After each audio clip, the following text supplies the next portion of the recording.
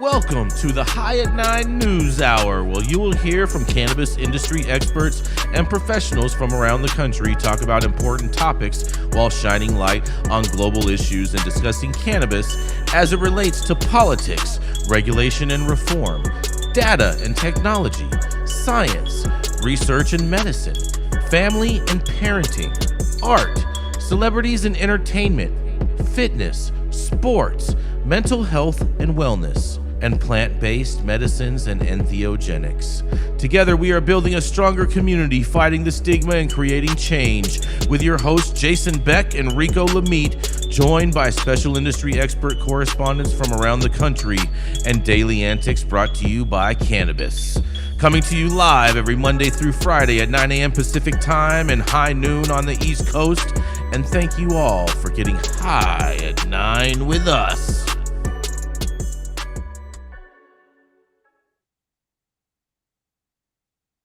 Good morning, everybody. It's Friday, December 15th. Today is Zionism Day, National Chocolate Covered Anything Day, and Barbie and Barney Backlash Day. Thank you for joining us and getting high at 9 with us. It's also high noon on the East Coast. And please remember to like, share, and subscribe to us on all social media platforms, especially right here on YouTube. We're live every Monday through Friday on YouTube and audio only on Clubhouse. And if you are joining us in Clubhouse, you can also participate in the show by raising your hand if you have a brief comment on the story most recently presented. But without further ado, let's pay a quick bill so we can get right back to the news. Do you want to grow some of the best weed in the world? Then you must start with the best genetics in the world. Go to www.dnagenetics.shop to order regular, feminized, or autoflower beans. All of your favorite DNA genetics cultivars such as Kosher Kush, Skywalker Kush, and oh yeah, Chocolate Truffle Shuffle. Boasting more cannabis awards for their award-winning genetics than any other company in the world. Remember to go to www.dnagenetics.shop to see why our terps don't lie.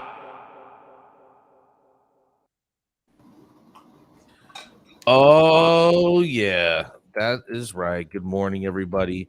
Coming up first, we have the dope dad himself, Rico Lamitte, who made it all the way over here to the High at 9 studios over on Green Street. He was able to get away from his babysitting duties this morning, so he doesn't have any paste to share with me and did not bring me any macaroni shell necklaces to wear as if I was getting off a plane in Hawaii. So with that, I will pass the mic now to the dope dad himself, Rico Lamitte. Yo, so thank you for the great introduction, Jason. If I knew you weren't going to be in here, I would have been in there with my microphone. But different story. We're supposed to have a couple of guests on with us today from New York to answer some questions on this story, but we had a crazy night, and I think they are still in bed. But they might be coming in later on the show, so I'm going to read the part of the story and ask for you guys' reaction, and hopefully they can hop in. If Jason, if you can send them the restream link, hopefully they can hop in from their hotel. I will do that right now. All right, so my story is coming from the city. Feds are investigating drug planning allegations involving NYPD officers. And so basically this story, allegations have previously been dismissed in the NYPD in Staten Island District Attorney's Office despite explosive video footage from two separate car stops in Staten Island back in 2018. So it looks like a lot of good stuff is going on in the pipeline in New York as of late and pushing forward the cannabis industry, but same old tricks are going down. All right, so federal prosecutors investigating drug planning allegations involving a current and a former NYPD officer. And the lawyers are saying that they are going out and probes are going through as planned. The FBI and the U.S. Attorney for Eastern District of New York, first reported by the city, comes more than 3 years after the NYPD and Staten Island prosecutors actually cleared these officers. And so they're back in court for that. Former officer Kyle Erickson and he had previous NYPD findings against him for invoice discrepancies, and the other one, Elmer Pastron, he's still at the police department. So there's a lot of BS going on there, and the police unions and with the new guard that's come into the NYPD as well, they're clashing heads. And we actually had a couple of comments from these motherfuckers supposed to be in here with us too. But directly from the story, these are quotes from Serrano and Wertheimer. There are a few more fundamental violations of civil rights than evidence planning itself. And anybody who wants citizens to trust the police should actually prosecute these actions with full weight of the law. And then Officer Pastron, in regards to him, this is what Wertheimer said. Instead of the prosecution, Officer Pastron is still on the force, and Officer Erickson is still allowed to retire. I'm grateful for the U.S. Attorney's Office in Eastern District of New York. They're seemingly willing to do what our local leaders will not. And after the city clears them, the feds will be picking it up. So hopefully the officer that's on the force, the officer that and the other one that got in trouble that gets full pension benefits and all that stuff, like hopefully they will get a little bit of justice from the feds. But the thing is that they're dealing with a lot of this. They're expecting to deal with a lot of this as we head into legalization widespread in the city. So, Jason, I mean, we can turn it over to the crowd right now. I mean, the whole second part of this conversation was going to be what the temperature is on the ground right now in New York when it comes to relations with cops, if they're expecting for there to be a huge crackdown like the story that you were doing or not. But overall, corruption is still going to reign supreme in the city of New York. I personally believe that the police union is too fucking strong. They can do what the fuck they want. They have guaranteed pension, and it doesn't matter if you get transferred, you do some fucked up shit, and you get transferred to another precinct, or you just retire and you get full benefits. It's really, really fucked up. I think it's the downside of certain unions, and they need to have more checks and balances. So hopefully Rico, the guys come on with us. That'll be great. But this Rico Lamitte, dopest dad on the street. And what you got to say about this, Gretchen? You got to protect your boys in blue. I want to no. I want to ask a sweet, naive, nice little question. Why would this increase with legalization? Because why would it increase with legalization? Well, I mean, wouldn't they be planting stuff a lot more prior to legalization? That's what. No, corruption morphs. Corruption changes. There's always going to be corruption. Period. So it's just going to switch from one thing to another. We have plenty of fucking cops. All of the shops and shit that were getting hit during the beginning of the pandemic. You gonna tell me like all these fucking cops that were right outside of dispensaries while that shit was going down? You can tell me like with a straight face that they didn't at least know what the fuck was going on, or they didn't want to just do their fucking job? Like corruption has many fucking different forms, and when legalization comes through, they're just not gonna be planning shit on people. They're gonna be taking shit. They're still gonna have unlawful forfeiture. They're gonna have unlawful raids. Certain shops that don't pay their fucking hood tax with them, or shops that don't have a certain relationship with police department, they're gonna get raided. They're gonna get harassed. A bunch of shit's going to continue happening. It just might not be the same. Period. And what I'm getting at is these cops are still going to be protected regardless. They get caught doing what they do, and if there's no real hammer being dropped on them, and there's no chance of them losing their benefits, there's no check on their side.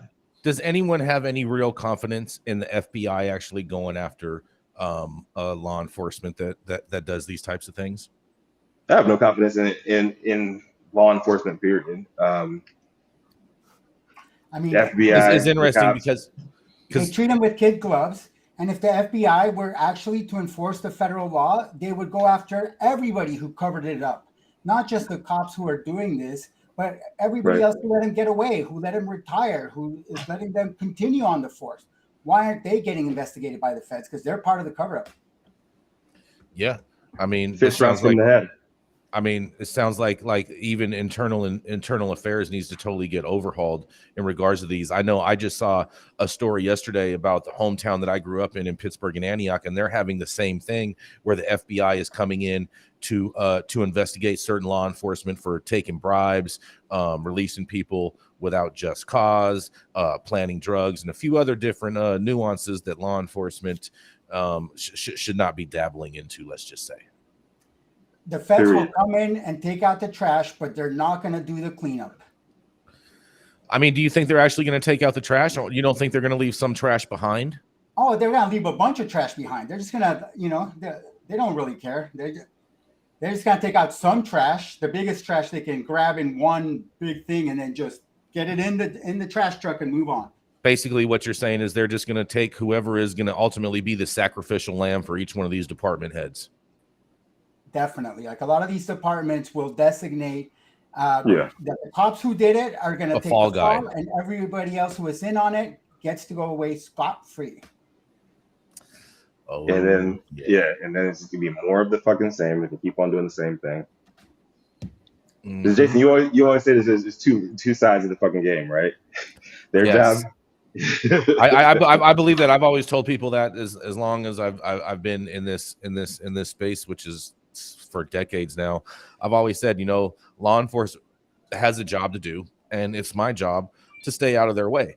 And so, they have their job to do. I want them to do their job. I do believe that we do need cops and law enforcement for public safety and other things like that. But a lot of times I feel that they get distracted by a lot of the low-hanging fruit, so to say, that is an easy bust that only helps boost their pay grade and their payroll, when they should really be focusing on going after violent offenders. And you can't blame them. Like, if I was a cop, I'd probably wouldn't want to go after low-hanging fruit too, instead of going after people that could really shoot me and just pop me in the head when I walk up to their door. So it's like I'm not mad at the situation. I'm just that this is the situation, and I think we just need to continue to talk about it, to address it, to find creative ways to move forward in society. Right, and to your question, real quick, Jason, you saying, do I have confidence in the FBI? Not really, but bringing it to that level, I think it exposes it shines light on what is going on, instead of everything being skewed, everything being levered in law enforcement on their side. Mm-hmm. They have the media, they have the narrative, and that's where you get implicit bias in society. If you keep on showing black and brown people, like on cops, the fucking show Cops, keep on showing these people getting arrested, you keep on showing these people on meth doing crazy shit, society continuing to see that is going to believe like, oh yeah, those people, that's exactly how they fucking act.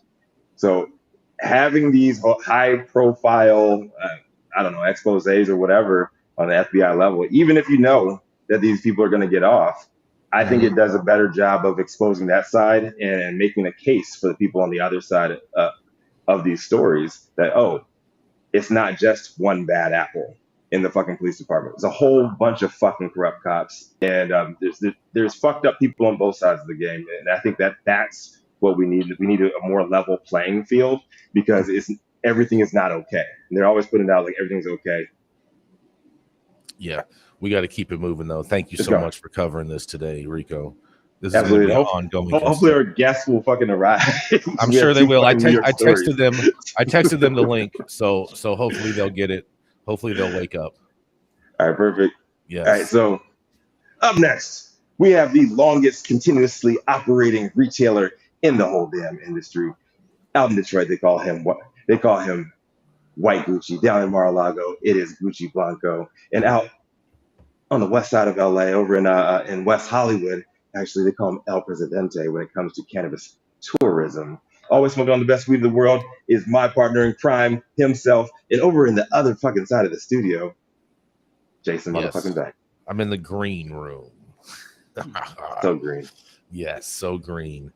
Oh, yeah, because we keep our holiday cheer. But I'll tell you what, who's not going to be celebrating this holiday season is all of the trappers in New York, because Mayor Adams cracks down on unlicensed NYC stores selling cannabis. That's right. Illegal cannabis shops have been flourishing in New York City since marijuana was legalized for adult use in March 2021. But with the first licensed adult use dispensary set to open by the end of this year, Mayor Eric Adams is cracking down on illegal sales. At a press conference on Thursday afternoon, Adams announced the creation of a joint task force to weed out illegal dispensaries. It is a partnership between the New York City Sheriff's Office, the NYPD, the city's Department of Consumer and Worker Protections, and the New York State Office of Cannabis Management. The task force is targeting unlicensed sales of tobacco and vapes in addition to unregulated THC products, and it's already getting to work. The agencies inspected 53 storefronts across the city and seized more than 100,000 illegal products worth about $4 million, they say, over the course of 2 recent weeks, Adams said. That's a lot of money to get in 2 weeks, you guys. To those, in a quote, he says, to those who believe this is going to become the wild, wild west of cannabis sales, we are saying clearly and loudly, no, it is not, Adams said, which I totally disagree. Adams, you totally have lost control of this going on, and you're not going to regain control because it hasn't happened in LA or any other municipal city. But nonetheless, we continue. The task force issued 500 civil violations and 66 criminal summonses, according to the sheriff, Anthony Miranda. Those violating the law could also face fines, added Chris Alexander, executive director of the State Office of Cannabis Management. He says, our goal is not to incarcerate, Adams said. It is to confiscate and educate. Well, no one's going to learn from that. But nonetheless, Adams said store operators would be educated about how cannabis licensing works in New York in case they weren't already aware. But he did not rule out trying to shut down some businesses altogether. Dashida Dawson, the founder director of Cannabis NYC, Adams' initiative to develop the industry, drew a distinction between those who sold weed before it was legalized and the recent proliferation of visible unlicensed smoke shops. She said the city is still committed to helping underground dealers transition into the legal industry, and the recent rise of these highly visible stories selling illegal products has obviously and rightfully caused concern for many New Yorkers, Dawson said. Council member Gail Brewer held a town hall on Tuesday evening on the proliferation of these storefronts in the Upper West Side. She said her office found at least 26 shops selling cannabis without a license between West 108th Street and West 54th Street. Adams went on to talk about the dangers of unregulated cannabis products, noting that some are packaged like candy and could appeal to children. Licensed products are subject to strict regulations about how they can be packaged and marketed, and some products sold at unlicensed shops in New York City are also tainted with contaminants such as E. coli and salmonella bacteria and may not contain the amount of THC indicated on the label, according to a recent report commissioned by the New York Medical Cannabis Industry Association. The association represents operators who will also have the opportunity to transition into broader cannabis market in the coming months. And earlier, this is a special side note for you guys. Earlier on Thursday, Governor Kathy Hochul announced that the state has created a special seal paired with a QR code to be posted in store windows that will let consumers know if a shop is licensed to sell marijuana. Adams said he aims to tweak state laws around marijuana in order to make it easier to crack down on licensed storefronts, but he would not share a specific legislative agenda on Thursday. He said that will be developed in collaboration with cannabis advocates. Well, I'll tell you what, New York, you're going to have to arrest people. And I know that goes against all the cores of your being as far as you guys wanting to enforce on cannabis. But unless people are going to jail and face some real consequences, they're not going to stop this shit. And this is Jason Beck reporting for the High at 9 News Hour. What do y'all think? I think they don't have to arrest them. They just got to take all their money and fine them. That's what's been happening in California. Like decades of prohibition, we're not able to eradicate the freedom market. But when code enforcement got involved, you no longer had a right to a public and jury and unanimous jury trial, and you didn't have public defenders or the right to counsel anymore. I think there's ways to do crackdown that does not involve incarceration that could be more effective perhaps than that. It's what's happening in California. Yeah, I mean, it's a slippery slope. I know when they legalized cannabis in New York, they said they didn't want anyone going to jail for cannabis, but I mean, just taking people's money, I mean, that forces them to do other crimes, though, Omar, that could result in more violent crimes and a bigger lack of public safety in the streets due to that action. Absolutely. Prohibition it doesn't work, and the only solution is true legalization so that cannabis is as legal as chamomile. It should be. They They created this fucking problem. That is the only solution, is to I wouldn't go that far as that's the only solution. I like their idea of a QR code on a door to help people know what is a licensed store. I think there are ways that they can help educate the public. And you really do need to look at bad actors, because I'm sorry, you can't have bad product out there. Contaminants, pesticides, who knows what they're getting? Who knows what these THC levels are that they're saying?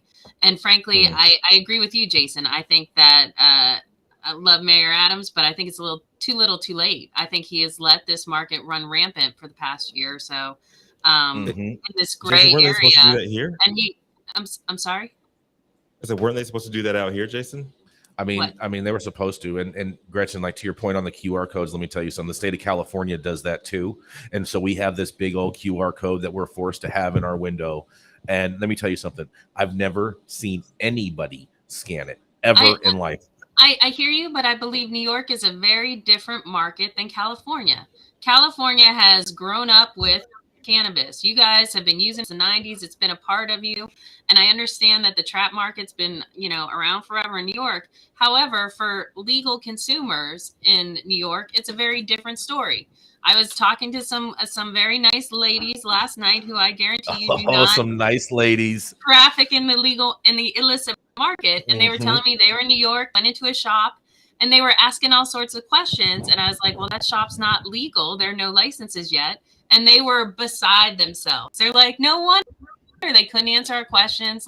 And they were just sweet, cute littles who thought, all right, cannabis is legal now in New York. So they thought they were walking into a valid dispensary to figure stuff out. I feel like you got finessed. Yeah, I'm gonna tell you why these old ladies aren't. I got finessed. I'm gonna tell you why these old ladies. I'm gonna tell you why these old ladies aren't gonna stand this man's on. I said nice ladies. Watch the old. Well, these nice little old ladies. Okay, they are. I'm gonna tell you why they're not gonna scan the Scantron. Okay, you know why? Because there's not some type of public education campaign that is going out to educate the public that this is what to look for. Not to mention the tourism portion of it. There is no tourism association for cannabis in New York that is widely communicating to hotels and having them educate their guests on what to look for in regards to. This is a total crapshoot, and it does absolutely nothing.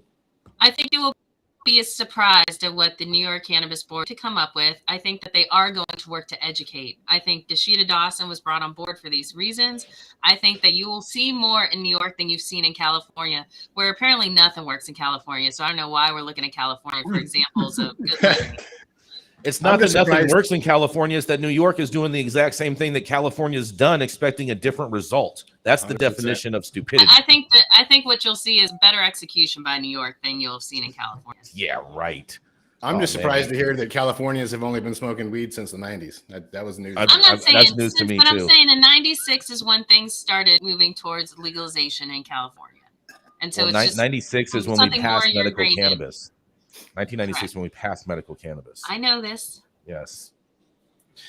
And that's one thing that our guests, our absentee guests, we're actually going to talk about, how it looks like New York is stepping in the same shit that we did, doing the same things that we did at an accelerated rate because they're more dense. And LA is like... Is that what you choose to call them, Rico? More dense, huh? You calling New Yorkers dense? I'm saying the population density. Okay, all right. Actually. I'm just saying, calling New Yorkers dense. But it looks like California at an accelerated rate. At least New York City is looking a lot like Los Angeles at an accelerated rate. Looks right like California. They're doing a lot of the same things and making the same promises, but they were very bullish on the people in charge. The fact that, you know, you have Dashida Dawson, Eric Adams is doing his thing. You have a lot of people of color that actually empathize with what's going on in the cannabis community out there. So I think there could be a lot of a positive upside for New York as compared to what happened out here in California. You don't think Dashida Dawson is just going to end up turning into New York's version of Cat Packer? No, not at all. You sure? Yes, Cat Packer she wasn't from the actual industry. Dashida is. So you think that's the difference, is the legacy? Yeah, and she's more in line with the people, in line with what the people are thinking. And this is what Vlad was telling me last night is the difference is a lot of people on the ground, especially on the social equity side of the equation, they are on the same page. Like, as you know, like those fucking city hall meetings that we had, like back in 2016, 2017, they all devolved into chaos by the end. I mean, I've been to New York City Council meetings that devours into chaos too. So I'm not seeing it. I'm not seeing a difference, but time will only tell. I mean, and I'm sorry, I gotta have the last word here because go for it, Gretchen. Come on, Gretchen. Give it to us. I think that the regulators in New York are a lot more in tune with what's going on than say Gavin Newsom and whatever folks you got out there running shit in California. That's exactly what Vlad was telling us. I don't buy that. I don't buy that for a second, because what you're telling me is that I'm not buying that. The proof is going to have to be in the pudding for me, and I want to taste that tasty treat. But nonetheless, in California, we had complete regulatory capture. Like the first few years, the regulators went to every cannabis event and went on tours and really were programmed by the industry. So there was total regulatory capture. Maybe that won't happen in New York because there hasn't been enough time for it to happen yet. Yeah, agreed. But we got to keep it moving. Thank you guys all for entertaining that story. Coming up next, she's a political strategist by day and a baker by night. A true female multitasker who can not only bake up a storm, but also knows how to make the sausage on Capitol Hill. She's the founder of Panoptic Strategies and our very own Washington insider. Coming up next is none other than the Gretchen Gailey. Good afternoon. My headline is coming from Marijuana Moment. And the headline is Key Senate Chairman signals marijuana banking will wait until 2023. Says there's interest in the Republican House. Senate Banking Committee Chairman Sherrod Brown signaled on Thursday that marijuana banking reform might be on hold until next Congress in 2023, rather than pass during the lame duck session as advocates and stakeholders had hoped. However, Brown's office told Marijuana Moment that the senators still would like to see the reform include in omnibus appropriations this year, so long as it contains additional provisions that he supports.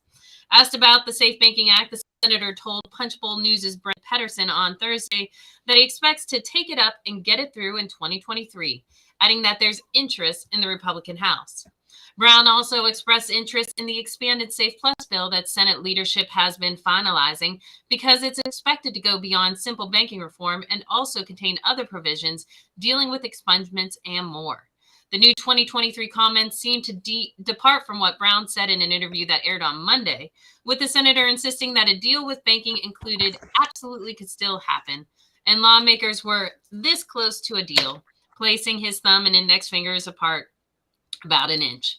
But while the new remarks raised some initial concerns for advocates and stakeholders, Brown's office sent a clarifying statement to Marijuana Moment on Thursday. It said, Senator Brown would support Safe Plus in the omnibus bill. Safe Plus includes provisions Senator Brown supports, such as clarity for community development financial institutions and for cannabis workers regarding mortgages. With Republicans set to reclaim a House majority in the next Congress, the idea that safe banking has a clearer pathway in 2023 versus 2022, with Democrats currently in control of both chambers, is questionable. The reform does enjoy strong bipartisan support, but it's not clear that GOP leadership in the House will prioritize it, much less go along with an expanded version that contains the expungement components that Brown and others have pushed to include. Brown has long maintained that he's only interested in advancing cannabis banking if it's paired with additional provisions on sentencing reform. Punchbowl News also raised concerns among advocates and stakeholders earlier this week after another of its reporters said that safe banking will not be included in a forthcoming omnibus appropriations package. The text of that legislation has not been released, though lawmakers have reached an agreement on a framework. Meanwhile, Senator Steve Daines, who is a lead sponsor of the standalone Safe Banking Act, said on Thursday that he's talking to leadership about using the omnibus as the vehicle to enact the legislation, but that it will be an uphill climb to get an agreement on it. The developments come after the GOP Senate whip said he's not expecting the cannabis proposal to be attached to the spending bill either. And Senate Minority Leader Mitch McConnell, who applauded the exclusion of safe banking from a must-pass defense bill last week, has reportedly signaled that he will fight against any attempts to advance it through appropriations as well. McConnell said in a floor speech on Wednesday that poison pills will need to stay away from the process. McConnell has previously referred to marijuana banking as a poison pill in the context of other large-scale legislation, but he didn't explicitly reference the reform in these latest remarks. Still, it's not an especially encouraging position for advocates who view appropriations as one of the last remaining vehicles for safe banking, or a broader Safe Plus package that could include expungements and other cannabis provisions, short of moving it as a standalone before Congress adjourns before the session. Not everyone shares this pessimism, however, including safe banking sponsor Representative Ed Perlmutter, who has long abundantly made clear that he's unwilling to give up the push and will continue to seek the bill's passage before his retirement at the end of the 117th Congress. A staffer in Perlmutter's office told Marijuana Moment on Wednesday that while there's uncertainty about advancing cannabis banking reform through the omnibus spending bill, the congressman is still pushing as hard as he can, talking to leadership. Well, I hope Ed can talk fast because he's retiring damn soon. I don't think this is going to get done. I don't think it's going to be a part of the omnibus. And Sherrod Brown's idea that this is going to go better in 23, I don't know what crack he's smoking, because there's just absolutely no way with Republicans running the House that things are going to go smoother for SAFE. I don't see where they're coming from with half this stuff. I know a lot of people are saying that Mitch McConnell is the impediment. I would say Chuck Schumer is the impediment. He's the leader. He wants to bring it up for a vote. Bring it up. I'm tired of sitting here, everyone, sitting on their hands because of Mitch McConnell. This is bullshit. This is Gretchen for High at 9 News. Gretchen, you were totally right about that. I saw some tweets yesterday where people were trying to blame McConnell for this, and I saw some cannabis people that fired back on him saying, no, Chuck Schumer is the reason for this because he's the majority leader, and if he wanted to put it for a vote today, he could do that. He has that power. I think, Omar, you're on mute. Oh, were you saying something, Omar? Or you? No, I'm in agreement. Absolutely. Oh, okay. Now, Mitch McConnell is, been the killer of all reasonable legislation, and I hope Mother Earth takes him back for a long embrace. But what do you have to say about Schumer? I think Schumer's the one that's stalling this whole thing, but he's trying to pass the buck like it's Mitch McConnell that's stalling it, but it's not reality. Well, I hope Schumer gets some action going. I think he wants his name on the legislation, and there's some ego involved. That is for sure. It's about moving forward, progress, not getting his name on legislation. I think now is the time. If they want to attach it to the omnibus, let's try and push it through now while they're trying to get this all done in the next week before they go away for Christmas. If they just leave it on hold and hope for it in the new year and push an omnibus to then, that's when Kevin McCarthy wants to do omnibus. And trust me, Mitch McConnell and Chuck Schumer don't want to do it in the new year. They want to get it done now while they still have the power. They don't want to do any favors for Kevin McCarthy. So why not attach it now and say, all right, guys, you want this now? This is what you have to give us to get it done. But nobody's going to fall on their sword for cannabis. As much as I'm enjoying you Republicans actually bashing Mitch McConnell right now, I think we should talk about the backpedaling that you motherfuckers are doing, saying that, oh, he's going to do this, oh, he's going to do that, oh, he's going to be the champion for that. You call him marijuana. I'm not backpedaling on Mitch.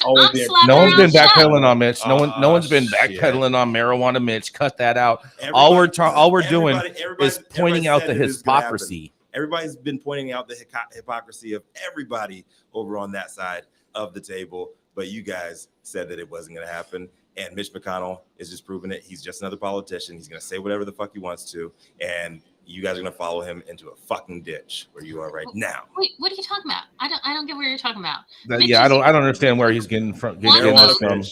Pro everything. Oh, he's going to lead us. He's going to be pro this, pro that. No, he's not.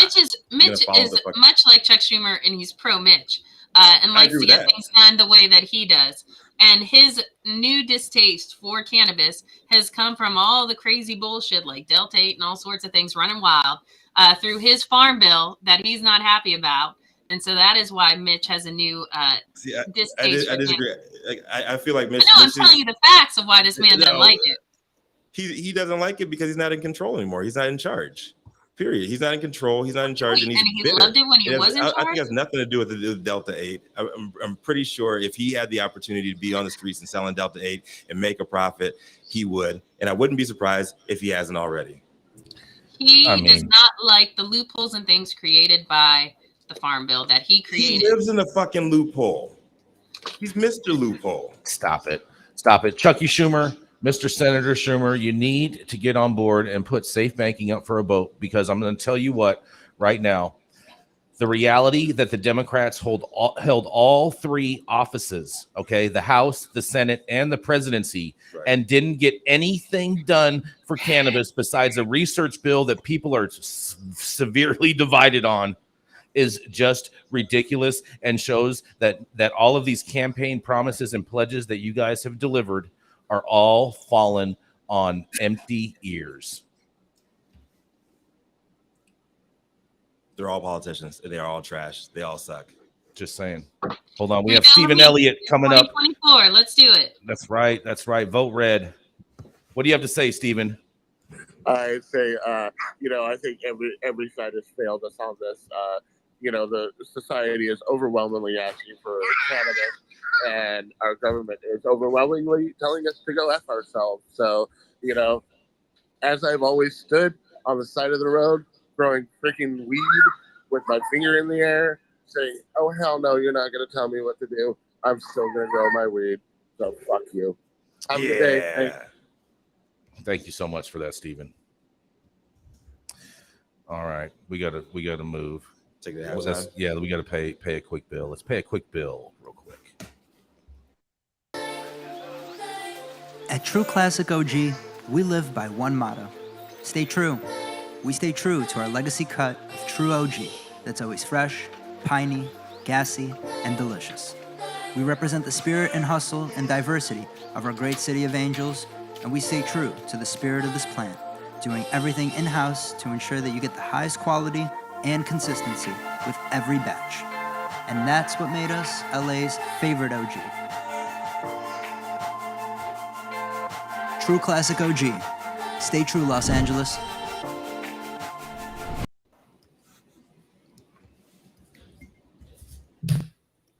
The thoughts and opinions shade thrown on High 9 News are those of individual speakers and not those of any other speaker or his followers. The statements made do not constitute legal or accounting advice, and our speakers make no representation regarding the legal status. Is that better? Right. Now I lost my fucking point. The legal status. Legal status of any substance in any country, area, territory, or any authorities. The views expressed in this room do not establish any fiduciary responsibility or relationship. Our sponsors do not imply or constitute any endorsement of bias of us or the expression of any opinion whatsoever on the part of any speaker on stage. If you are an easily offended person, come up to Green Street, pull up. That's right, because we're here all day smoking the best weed in the world. Yes, we are. Flying into LAX and you want to taste some of the best weed in the world? Then stop by LAXCC, the closest dispensary to LAX, located at 8332 Lincoln Boulevard and open from 8 a.m. to 10 p.m. 7 days a week. Always make LAXCC your first stop when you touch down in LA and score like a winner.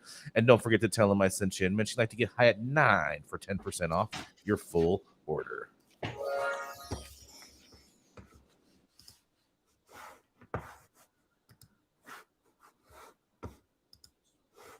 Who's up next? Yeah. When he's not kicking it in the purple state, the great purple state of Texas, you can catch this next guy hitting the high road where he and his guests talk about cannabis legislation, moving the ball forward. And you know what?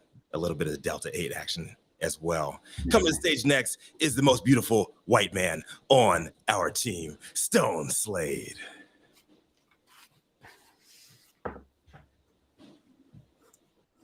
You're on mute. You with us, Stone? You're on mute, Stone. Nice. There we go. Sorry about There you that, go. We hear guys. you now. We hear you now. That was the best intro ever. I know. I felt the excitement through your pantomime there. Sorry you didn't hear me. Anyway, keeping it in New York. Today, my story comes from the Growth Op. 2 firefighters in Rochester, New York have been suspended for suspicion of smoking cannabis on the job.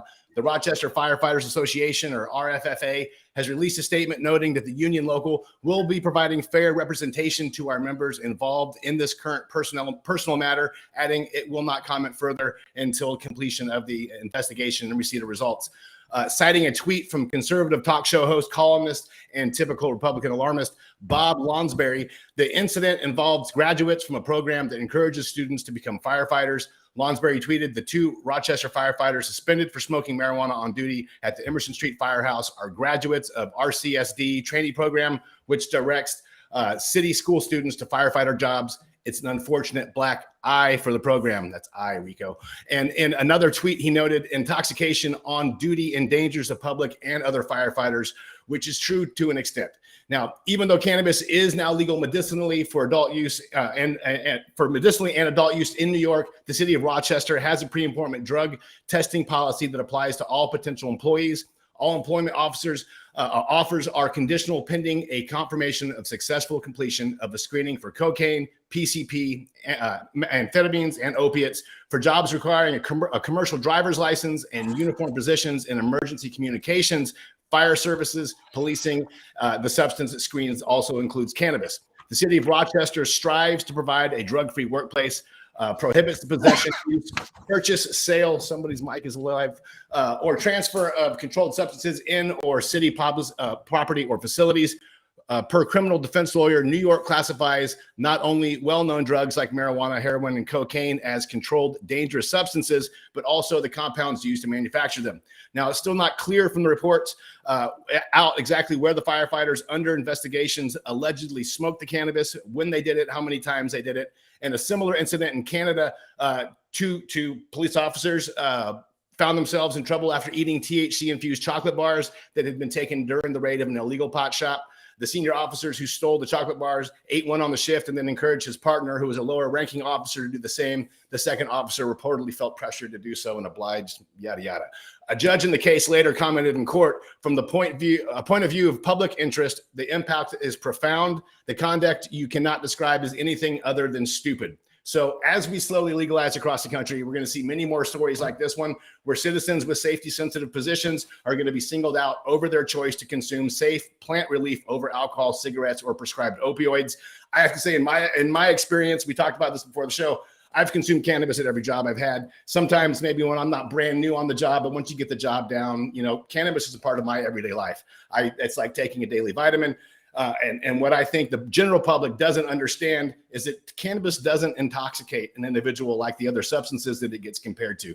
Shit, I would get way more intoxicated if I went outside and smoked a cigarette on the job than if I just consumed my daily cannabis, and I wouldn't have that added, lung cancer. Sorry, I lost my train of thought. There needs to be more education at the highest levels so people have a better understanding of the effects of cannabis, because currently everything they think they know is based off of lies. Some of these positions aren't even allowed to consume cannabis on their own time.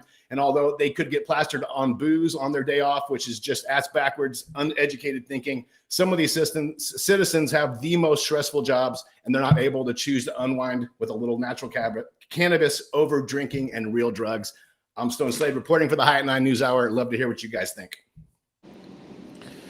Oh, man, Stone. I can't believe these firefighters. I mean, they take care of us. They make sure that we don't burn ourselves, and yet they're the ones getting burned. Yes, they're getting burned and baked. But seriously, these guys, I mean, they were on duty. You can't do that shit on duty. How do you know this wasn't a training operation where they were practicing fire drills, putting out extinguishing fires? Safety meeting. If it's training, it's practice. You're not supposed to. It could have been a safety meeting. It could have been a safety meeting, then they shouldn't have been smoking while they're during the safety meeting, bro. That's part of a safety see if meeting. You're off duty. Like, I'm not a fan of people being allowed to drink on duty.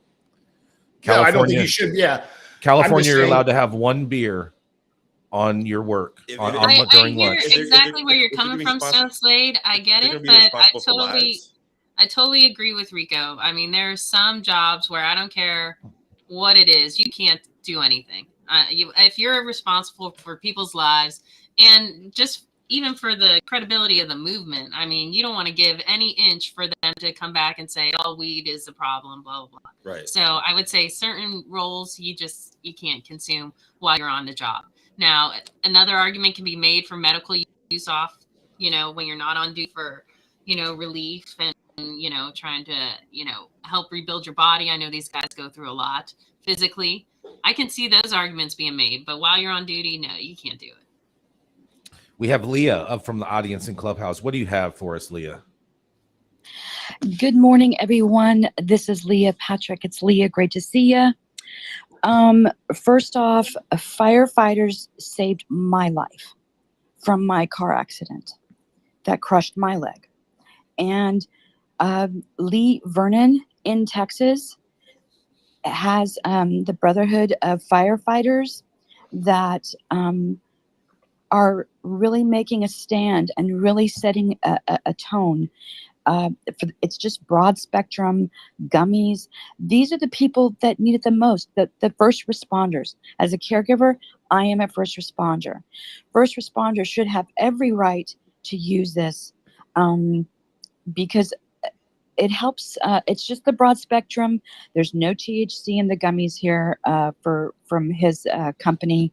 But he is here in the state of Texas helping firefighters, the Brotherhood of Firefighters that all need help. You talk about PTSD, talk about anxiety, talk about pain because of their physical strenuous things that they have to do on the daily. Yeah, they do their drills. I drive by the fire station all the time. And, Lee Vernon, Brotherhood of Firefighters here in Texas, they're making a stand and they are doing it. And I'm just very proud of them. And I'm proud of everybody here that is making the stand to end the stigma. It helps with concentration, neuroplasticity. It helps focus.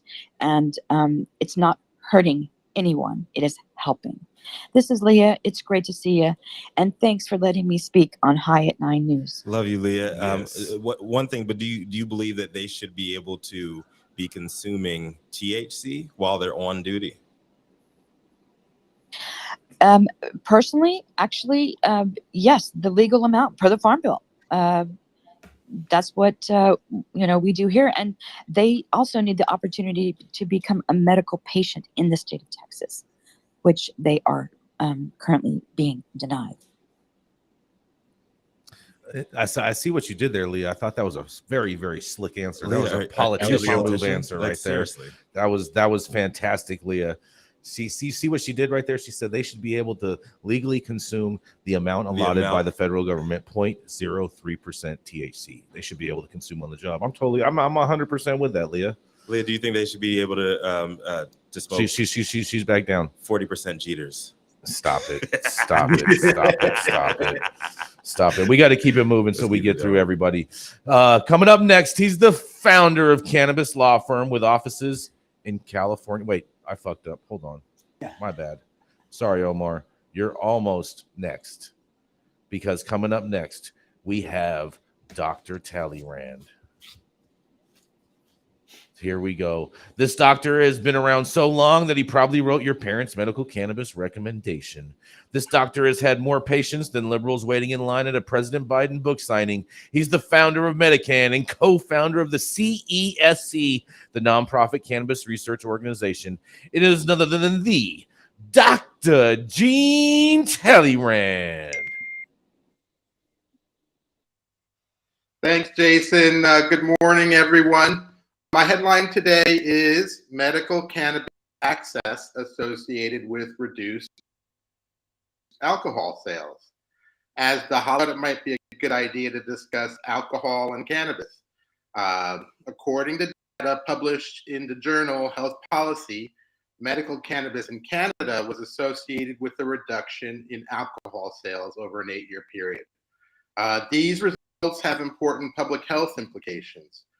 From a public health perspective, the potential reduction in alcohol-related harm might offset any increase in cannabis-related harm legalization brings. This is according to the author. The study found a significant negative association correlation between legal medical cannabis sales and liquor store alcohol sales. Each cannabis sales dollar was associated with an average alcohol sales reduction of about 74 to 84 cents. This study is similar to 17 U.S. studies. Sales fell by following the introduction of medical cannabis laws in states. The states experienced a significant decrease in the aggregate sale of alcohol, beer, and wine. The study authors conclude, we feel that cannabis and alcohol are strong substitutes. Moreover, the effects are not short-lived, with significant reduction in sales for up to 24 months after passage of a medical cannabis law. In the study published in 2021, data from the Youth Risk Behavioral Survey also suggested that adolescents had a lower risk of initiating alcohol use in states with medical cannabis laws. Although they found that the 21 plus demographic in this study used more alcohol, tending to combine it with cannabis. Although alcohol is clearly overused in some demographics, it's not the enemy. We know that cannabis has a better safety profile than alcohol. However, we've learned through history that prohibition is not the best way to reduce harm. As my mom says, everything in moderation. Alcohol, when used in appropriate doses, can be safe and beneficial. In fact, some alcohol might pair nicely with cannabis for an improved experience. So as you plan your holiday parties, remember, dosage matters, be safe, and don't drive intoxicated. This is Dr. Callahan with High at 9. What do? Do you substitute alcohol for cannabis or combine them? I just love the fact that I pretty much heard an endorsement by a medical professional for the crossfade as long as you're measuring your dosage. Yeah. Crossfade for the Crossfade for the win, Dr. Everything T. in moderation. Yes. I'm with that. I'm with that moderation. What do you think about that, Gretchen? Are you with the crossfade for the holiday season? I don't consume, so I'm the wrong person to ask. No, I stick to. I know this is why. This is exactly why I'm asking you. I'm trying to see if you're gonna spread some cheer in your jolly.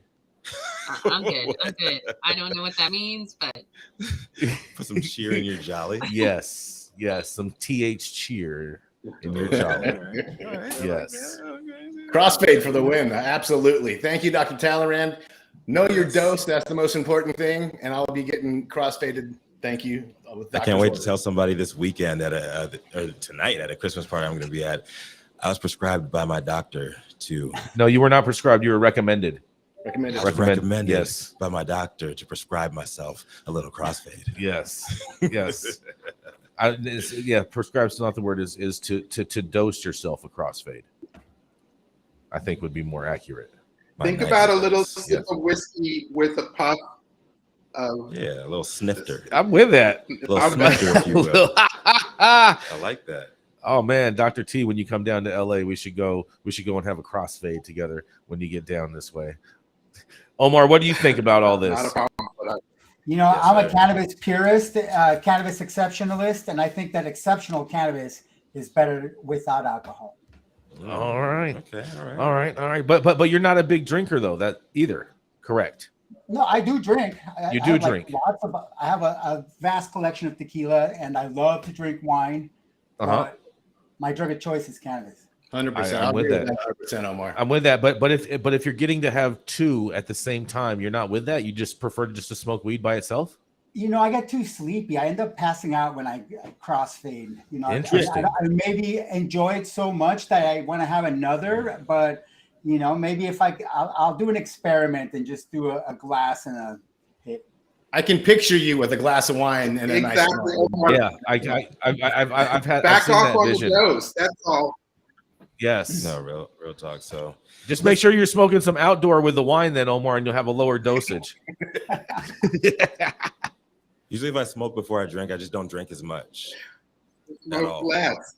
Drink less. Yeah. But if I smoke after I drink, then I'm out of fucking control. Yeah. I gotta smoke first. If I do it out of order, it's not good. Yes. So coming up next, he is a multi-talented, multifaceted attorney, founder of a bi-coastal boutique cannabis law firm with offices in California and New York. He's also NCI director, legal publisher, an author, ganjier, and purple belt in high style Brazilian jiu-jitsu, reserving his right to legally break your wrist and walk away if you fuck up the rotation. Coming up next is Omar Figueroa. What you got for us today, Omar? Thank you, Rico. Happy Friday, everyone. My story is from Business Insider by Luis Chaparro. The headline is, the Sinaloa cartel is losing its marijuana business and El Chapo's sons are going after the premium weed market to make up for it. The Sinaloa cartel wants to take back a business that had long belonged to it, but has been lost to producers in U.S. over the past decade. As more and more states legalize cannabis for recreational use, Mexico's biggest drug cartel is trying to corner the legal weed market in Mexico, even if the drug itself is not yet legal in Mexico. In late 2015, when several U.S. states began legalizing, the Sinaloa cartel, known for building a criminal empire on smuggling, began to feel the financial impact. In 2012, prior to the legalization of cannabis for recreational use in Colorado and Washington, the Mexican Institute of Competitiveness calculated that the cartel stood to lose nearly $2.8 billion if the drug was legalized in those states. In the years since, Mexican marijuana has largely been supplanted by domestic produced marijuana in U.S. markets, according to the DEA's 2020 National Drug Threat Assessment. In 2013, U.S. authorities seized roughly 1.3 million kilograms of weed at the border with Mexico, according to the DEA report. By 2019, however, pot seizures at the border had fallen to nearly 250,000 kilos. Although the criminal organization formerly led by infamous drug lord Joaquin El Chapo Guzman has made up for the lost revenue by entering other illegal and pseudo-legal businesses like illegal logging, extortion, and monopolizing water in several regions of Mexico, they still want the weed business back. This is a business that belongs here to Sinaloa. A Sinaloa cartel operative who works as a regional manager for marijuana operations in Culiacan told the Insider, "We lost a share of the business, but in no time we will take it back by producing the best weed in the world." The Sinaloa cartel's operations are overseen by three of El Chapo's sons, who are known as Los Chapitos. After Guzman's extradition to the U.S., where he is now serving a life term in prison, sons known as El Chapito and Alfredillo and El Raton have taken full control of Culiacan on behalf of the Sinaloa cartel. Following a significant decline in drug trafficking revenue and the arrest of El Chapo in Mexico in January 2016, Los Chapitos decided to start investing in order to take Mexico's weed industry to another level. The Juniors, which the sons are called in Culiacan in order to avoid using their real names, gave us the trust and to start producing the best weed in Mexico, a weed producer working for the cartel told Insider. They asked me if I knew what I was doing. I said yes, and through another person, they became the godfathers of this project. Operatives, producers, and sellers told Insider that the cartel's move is currently in an experimental phase. This is by far not the final product. We are buying seeds from all over the world to create our own strain, to produce top-notch Sinaloa weed, and to develop a strong brand, even better than the gringos, the producer said, referring to growers in the U.S. Currently, the weed market is focused almost exclusively in Culiacan, a city of just over 1 million people, but the cartel operatives say they are aiming for a much larger market. The Juniors are not only investing in producing and branding weed, they are also investing in lobbying with Mexico's top politicians to legalize weed, the operative said. The operative and others in the business say the cartel is very interested in legalizing weed. Some believe it is because of Los Chapitos' love for the plant and its supposed benefits. Others think it's purely a business decision. The Juniors are intelligent men. They know that once weed is legal, the organization will be ready to go legal and will already have the most known and best quality weed in Mexico, the operative said, referring to the cartel. But attempts to legalize weed have stalled in Mexico's Senate. In 2021, the Senate passed a bill legalizing recreational use of marijuana. But lawmakers in the lower house held up the measure while they try to raise the amount of pot that consumers could carry in public higher than the proposed limit of 28 grams. What the Sinaloa cartel is really waiting for is the legalization of the production of weed, a part of the process that could potentially yield millions of dollars in revenue without them needing to go to the illegal side of the business. The juniors are a different litter. They are educated. They want to live well and stop being a target for the government, said a Sinaloa cartel commander who acts as a link between Los Chapitos and Culiacan's marijuana producers. So weed could be their option to go out of the illegal trade and become successful businessmen in Mexico and leave all the crime behind. My take is that, like the chats of the North American capital markets, in Mexico, the first movers appear to be rich and well-connected juniors exploiting their generational wealth. What I want to see is the campesinos and other farmers in the Americas to grow disintermediated cannabis straight from the farmer to the consumer. That and home cultivation are the measures of authentic legalization. The headline is the Sinaloa cartel is losing its marijuana business and El Chapo's sons are going after the premium weed market to make up for it. This is Omar Figueroa, lawyer, publisher, and ganja instructor, reporting for High at 9, high noon Eastern. Oh, yeah, Omar. That is a fascinating little tale. And I'll tell you what, they probably want to get ahead of this business so then that way they can have a whole new legal money laundering operation to launder all of the profits from all of the illegal sales into the cannabis world. What do you think? Absolutely. They can turn all the losses from operating in the regulated cannabis market into wins by doing it for money laundering purposes. Exactly. So is the cartel just has like straight up just like PR people just out there just hold on person like for of course they are. Their PR people is basically this is like, you buying El Chapo's weed? Yeah, I'm buying El Chapo's weed because you know what, if you don't buy El Chapo's weed, you're probably going to get popped. But this guy's out there saying like, yeah, we're going to go after this market, we're going to do this. Exactly. They're going to control the market because that's what that's what they're going to do, because they're going to basically say, if you buy anyone else's weed, we're going to pop you. Well, I think what's happening in Mexico is that they're seeing what happens in the United States, all the lobbying that takes place, and they're like, we're just going to lobby to have the laws made in our image. I mean, I guess you could say, you know, the way that they've been portrayed in the media is exactly how our government acts as well. Very true. Very true. Very, very, very true, especially with the recent announcement of that CIA guy that just came out and said that the CIA had something to do with the killing of JFK. Everybody's known that. Yeah, but they finally admitted to it.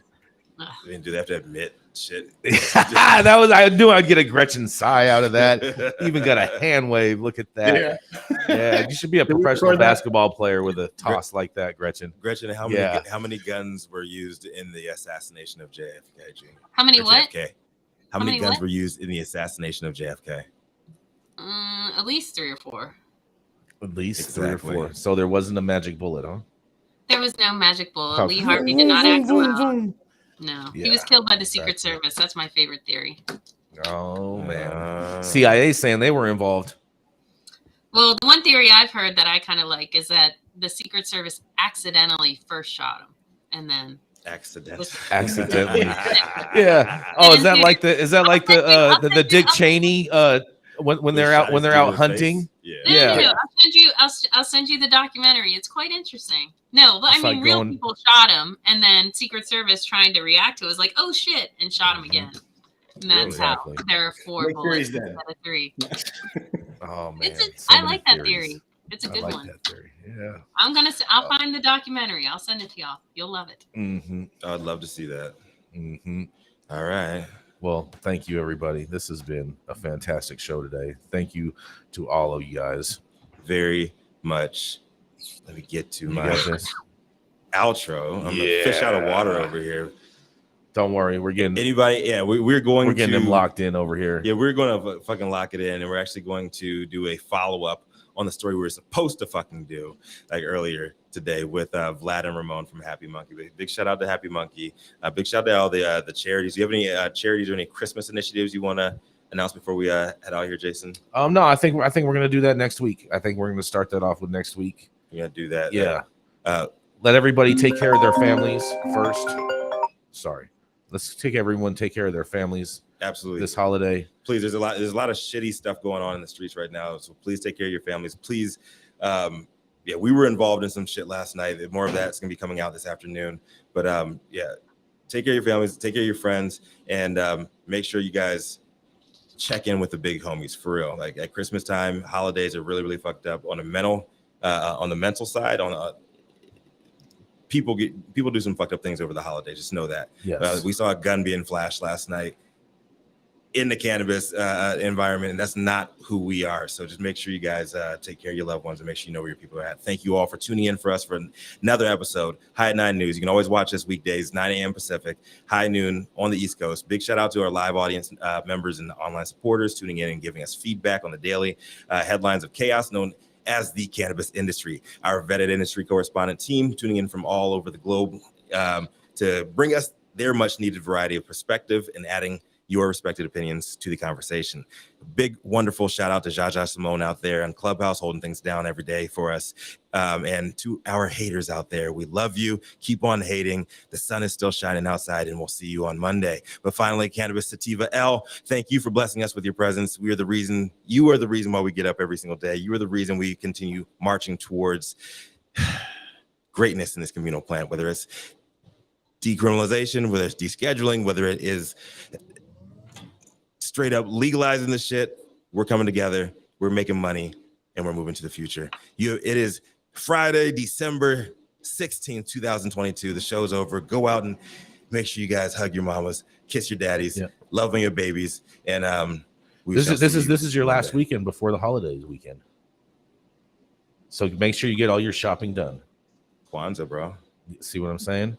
Hanukkah starts this week. It's last weekend before the holidays. It's Black Hanukkah, dude. Yeah, for real. Run that shit at them. Come on, bro.